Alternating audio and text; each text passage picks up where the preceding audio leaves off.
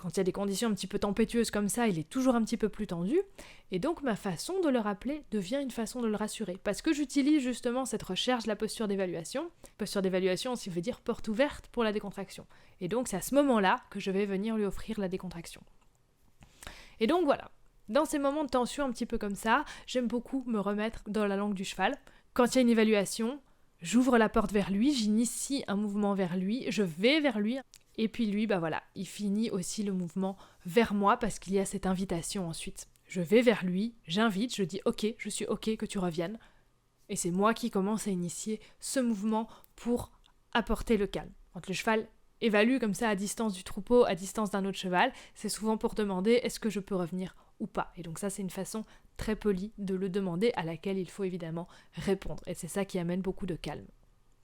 Important, petite notion à ne pas confondre ici, la posture d'évaluation c'est quoi ? C'est un cheval qui peut passer soit au stress, soit à la détente. Donc souvent quand le cheval était en stress avant, quand il évalue, après il est prêt à passer en détente.